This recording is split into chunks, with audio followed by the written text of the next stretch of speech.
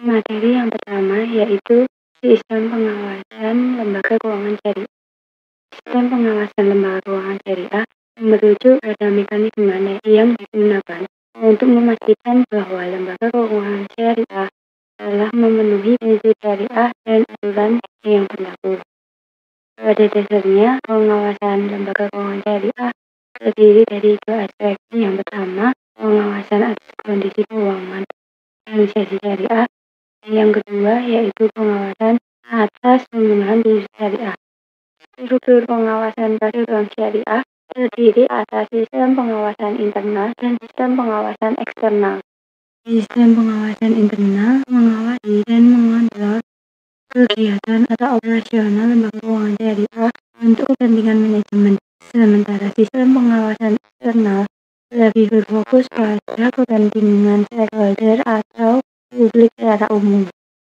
Sistem pengawasan internal dilakukan oleh manajemen yang terlibat langsung dalam lembaga keuangan tersebut, sementara sistem pengawasan eksternal dilakukan oleh badan atau instansi yang tidak terlibat secara langsung pada organisasi tersebut.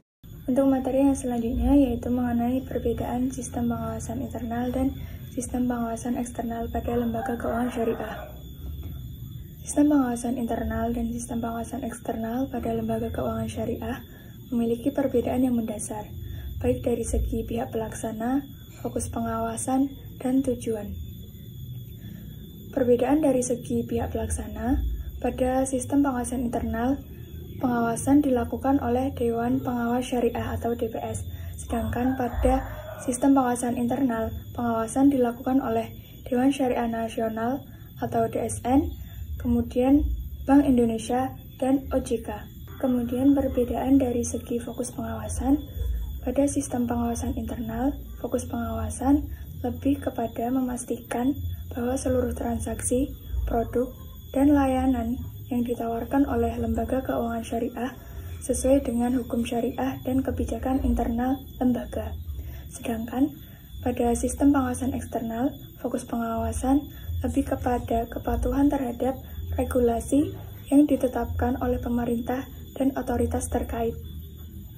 Kemudian perbedaan dari segi tujuan, pada sistem pengawasan internal, tujuannya adalah untuk menjaga kepatuhan terhadap prinsip-prinsip syariah dalam operasional sehari-hari lembaga keuangan syariah dan menghindari terjadinya penyimpangan atau fraud.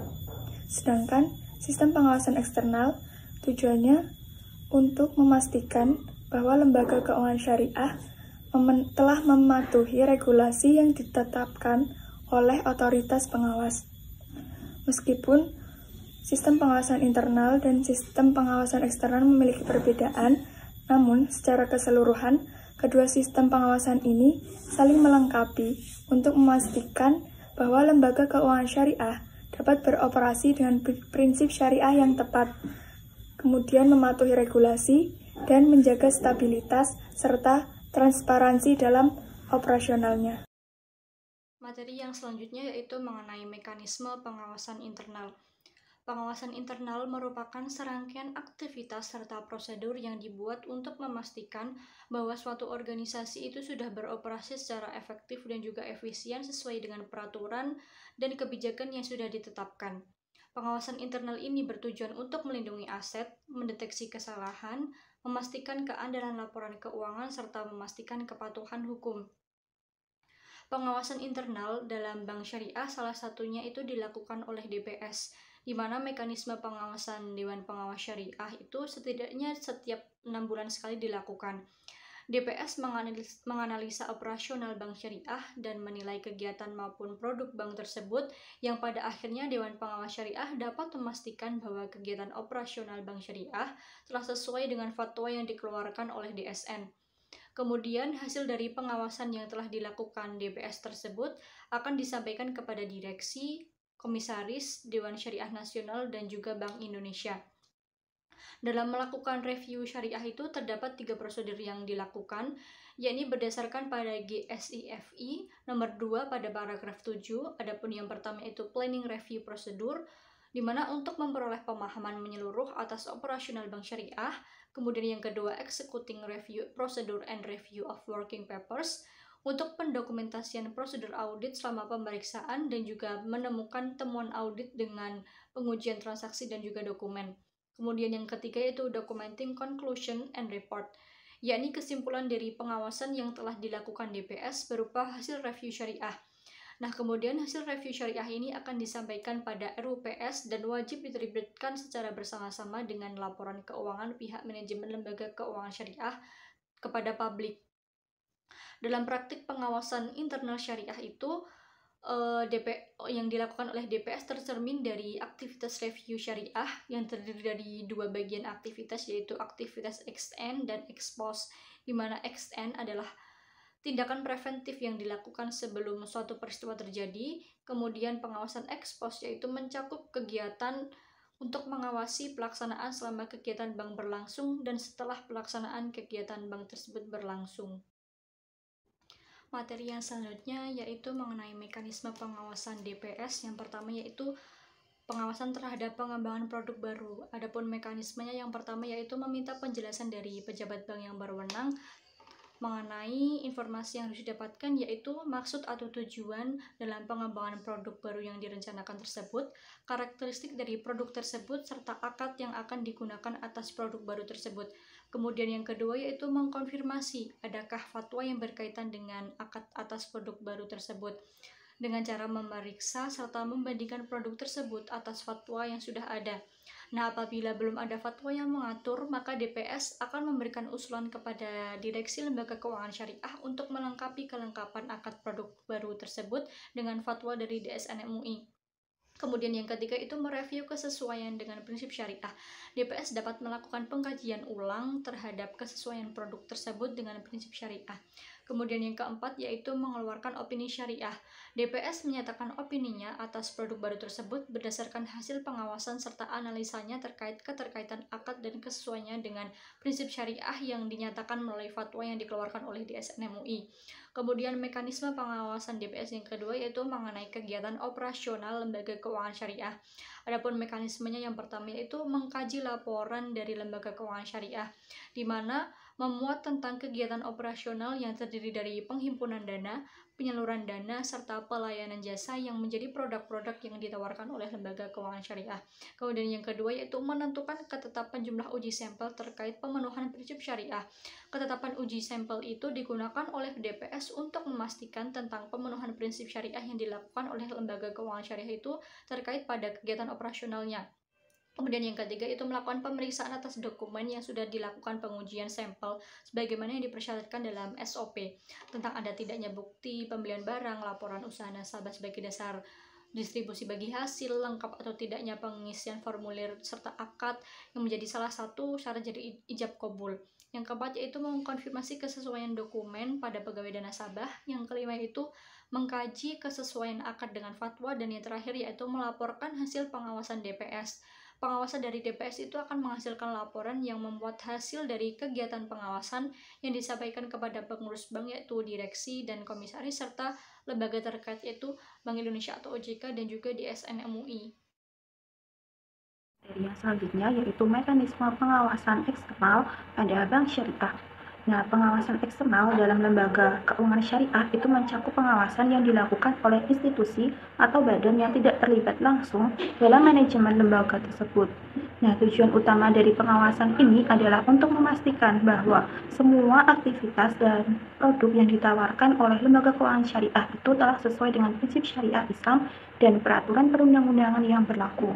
Nah, berikut merupakan pengawasan eksternal bank syariah, yaitu yang pertama itu ada OJK atau Otoritas Jasa Keuangan. OJK atau Otoritas Jasa Keuangan itu menjadi lembaga pengawasan perbankan baru di Indonesia berdasarkan Undang-Undang Nomor 21 Tahun 2011.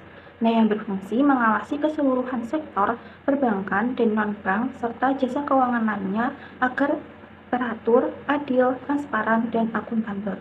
Fungsi pengaturan dan pengawasan perbankan yang selama ini dilakukan oleh Bank Indonesia telah dialihkan kepada OJK, sehingga lembaga ini memiliki fungsi dalam menyelenggarakan sistem pengaturan dan pengawasan yang terintegrasi secara keseluruhan serta kegiatan di dalam sektor jasa keuangan yang meliputi sektor perbankan, pasar modal, dan industri keuangan non-bank yang terdiri dari perasuransian, dana pensiun, lembaga pembiayaan, dan lembaga jasa keuangan.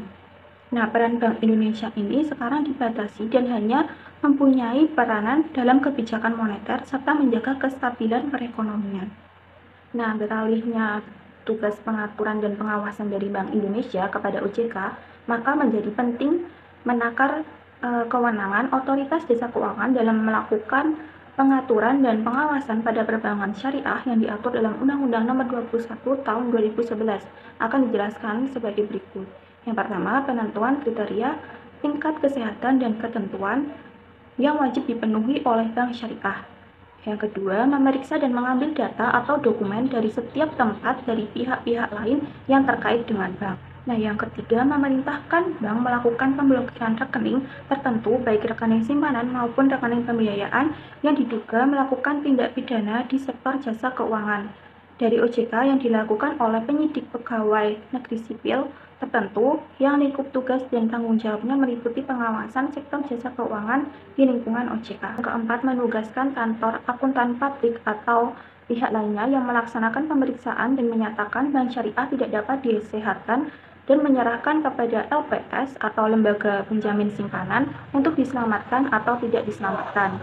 Nah, yang kelima itu mencabut izin usaha bank syariah yang tidak dapat diselamatkan atas permintaan dari LPS dan mencabut izin usaha bank syariah yang telah melaksanakan kewajibannya atas permintaan bank yang bersangkutan.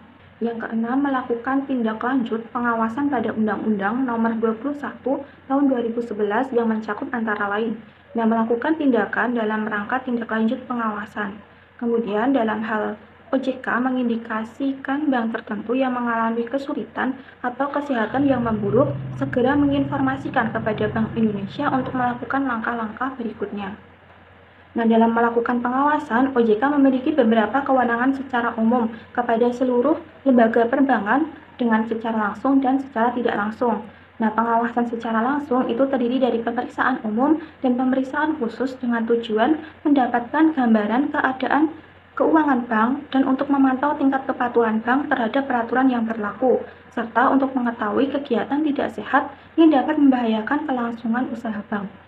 Kemudian untuk pengawasan secara tidak langsung itu yaitu melalui alat pemantauan berupa laporan berkala yang disampaikan bank, laporan hasil pemeriksaan, dan lainnya.